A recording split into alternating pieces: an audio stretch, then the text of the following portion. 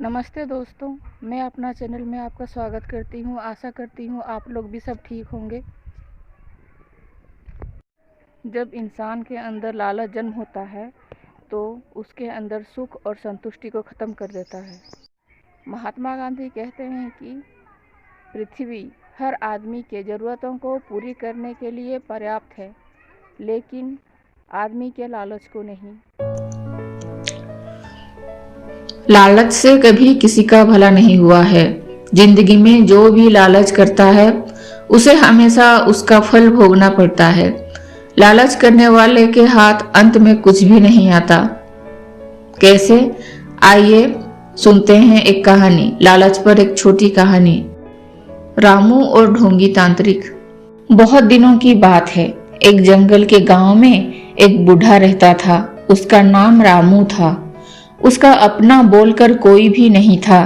घर के पास छोटी सी जमीन पर धान, गेहूं, मक्के, जवारा खेती करके और कभी कभार जंगल से कुछ फल मूल खाकर बहुत खुशी से अपना गुजर बसर कर रहा था। उसको कभी चुपचाप बैठा हुआ कोई देखा नहीं था। बहुत खुश मिजाज का था वो। एक बार एक हिरनी के बच्चे को पानी से डूबते हुए बचा लिया था। तो हिरनी ने खुश होकर रामू को 3 चीजें उपहार के तौर पर दी थी। 1 सुंदर डब्बा, 2 एक सोने के जंजीर से लिपटा हुआ चांदी का लोटा, 3 एक सुंदर छड़ी। उसी गांव में रहता था एक तांत्रिक। वो केवल नाम का तांत्रिक था, लोगों को ठगता था। वो एक ढोंगी तांत्रिक था। बूढ़ा जितना अच्छा था वो तांत्रिक उतना ही बुरे स्वभाव का था। वहां के लोग उससे बहुत डरते थे। लोग कहते थे अगर उसका किसी पर गुस्सा आ गया तो वो अपनी साधना से किसी को चूहा तो किसी को कबूतर बनाकर छोड़ देता। एक रोज की बात है, तांत्रिक ने अपने आसपास के 25 गांव के लोगों को अपने पास बुलाया और बोला, यहाँ से 5 कोस इलाके को लेकर हम लोग एक नया राज्य बनाएंगे और मैं बनूंगा यहाँ का राजा। लोग तो सब उसे बहुत डरते थे। सबने उसके हाँ में हाँ भरी। उन्होंने उस तांत्रिक को अपना राजा मान लिया। तांत्रिक बहुत खुश हो गया और बोला, कल से 3 दिनों तक हम लोग उत्सव मनाएंगे। नृत्य, संगीत, भोज होगा। सब लोग मेरे घर में खाना खाएंगे। उसके इच्छा मुताबिक वही हुआ। वो जो अपनी काली संपत्ति जमा करके रखी थी वो सब राजा बनने की खुशी में सब लुटाने लगा। ये बात रामू के कानों तक पहुंची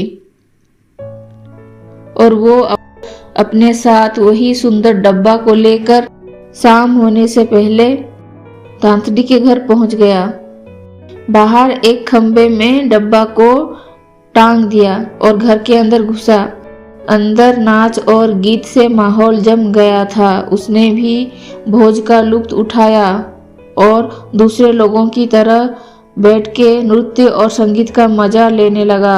इतने में तांत्रिक घर से बाहर निकलकर देखता है तो एक सुंदर आकर्षणीय डब्बा उसके द्वार में टंगा हुआ है। तांत्रिक उसको पहले हाथ में हिलाया, फिर ढक्कन को खोलकर क्या देखता है कि सुंदर सुंदर पकवान, पूरी, खीरी, राबड़ी, रसगुल्ला, इस तरह की कई मिठाइयाँ दिव्य व्यंजन से भरे पड़े हैं। पेट भरती रहने के बावजूद उसने कुछ वहां से निकालकर खा दी। जितना वो निकालकर खाता उतना ही उसका स्वाद बढ़ता ही जाता और डब्बा खाली भी नहीं होता। तांत्रिक तो ऐसे ही लालची था। ऐसे चमत्कारी डब्बा को देख अपना लालच संभाल न सका और उसको ले जाकर अपनी रसोई घर में छुपा दिया। इधर रामू अपना नाच गीत देख वहां से निकलकर क्या देखता है कि वहां पर रखा डब्बा उसका गायब हो गया है। उसका मन बहुत उदास हो गया, लेकिन किसी को कुछ न बोल वहां से घर वापस आ गया।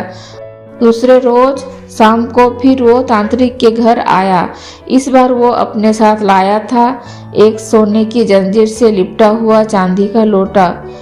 उसको वही खंबा में टांग दिया और अंदर गया। वो फिर से मौज मस्ती में झूम गया। दूसरे लोगों के साथ नृत्य और संगीत का मजा लेने लगा। तांत्रिक का मन लग गया था। वो फिर बाहर निकलकर क्या देखता है कि एक सुंदर जंजीर से लिपटा हुआ चांदी का लोटा हिलाकर देखता क्या है, उसमें दूध, लस्सी, मलाई भरा पड़ा है। फिर तांत्रिक उसको लेकर अपनी रसोई घर में छुपा दिया। जब नृत्य और संगीत का लुत्फ उठाने के बाद रामू वहां से निकला, क्या देखता है कि आज भी लोटा गायब। तीसरे दिन शाम को वो एक चिकनी लकड़ी से बना एक छड़ी को लेकर तांत्रिक के घर पहुंचा। उसके अलावा उसके पास और कुछ भी नहीं था। उसको वो लेकर वही खंबे में टांग दिया और अंदर गया। भोज खाना खाने के बाद जैसे वो पानी पीना खत्म किया है कि नहीं, बाहर जोर से हो हल्ला सुनाई दिया। कोई एक मैं मर गया बोलकर चिल्ला रहा था। क्या हुआ है बोलकर सब कोई बाहर निकल गए। क्या देखते हैं एक अद्भुत घटना। बूढ़ा रामू का छड़ी तांत्रिक को दौड़ा दौड़ा कर पीट रहा था और तांत्रिक कभी दौड़ लगाता तो कभी जमीन में लेटकर सो जाता और बचाओ बचाओ बोलकर गुहार लगाता। उसकी ये दशा देख कोई भी उसके पास नहीं गया। बदन और सर फटकर लहूलुहान हो गया था। रामू उसके पास जाकर पूछा, मेरा डब्बा कहाँ है? तांत्रिक बोला, मैं रखा हूँ और लोटा भी मेरे पास है। मेरा भूल हो गया है रामू भाई, आपका डब्बा और लोटा मैं लाकर दे रहा हूँ, मुझे ये छड़ी से बचा लीजिए। इतना बोलकर वो गिर पड़कर अपना रसोई घर से डब्बा और लोटा को लेकर निकला और सब लोगों के बीच रामू के पास आकर रखा। रामू को पता था कि ढोंगी तांत्रिक के बातों में कोई सच्चाई नहीं है। पिटाई बंद होने के बाद जरूर ये कुछ गड़बड़ करेगा। रामू डब्बा के अंदर हाथ घुसाकर एक गुलाब जामुन निकाला और ढोंगी तांत्रिक के और फेंक दिया और बोला, हो गया लाठी, बस हो गया लाठी। इतना सुन के लाठी अटक गया, लेकिन सब लोग आश्चर्यचकित होकर देखते रह गए। उस तांत्रिक के बदले एक कौवा खप खप करके वो गुलाब जामुन खा रहा था। रामू उसको बोला, जा नदी के उस पार उड़ जा, वहां पे स्थिर जंगल में रहना जाओ, इधर आया तो फिर तेरा खैर नहीं। मतलब ढोंगी तांत्रिक कौवा में परिवर्तित हो गया था। देखते देखते कौवा वहां से उड़ कहीं दूर चला गया। ढोंगी तांत्रिक को वैसे भी कोई पसंद नहीं करता था।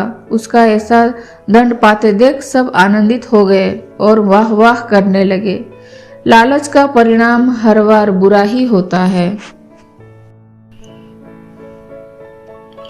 दोस्तों, इस कहानी से तो यही शिक्षा मिलती है कि हमें अपने जीवन में कभी भी लालच नहीं करना चाहिए, ना ही हमें अपनी जिंदगी में कभी झूठ का सहारा लेना चाहिए, क्योंकि ये दोनों चीजें इंसान को चैन से जीने नहीं देती। लोगों में हमारी प्रति दुर्भावना भी फैलती है। इसीलिए हमें संकल्प लेना चाहिए कि हम सदा सच बोलेंगे और लालच से कोसों दूर रहेंगे। आपको लालच पर ये छोटी कहानी कैसी लगी? कमेंट लिख के जरूर बताइए। और मेरी वीडियो अच्छी लगी हो तो मेरे चैनल को लाइक और सब्सक्राइब जरूर कीजिए, ताकि मैं ऐसी अच्छी मोटिवेशनल स्टोरी, मोटिवेशनल कहानियाँ आपके पास लाऊं। धन्यवाद दोस्तों।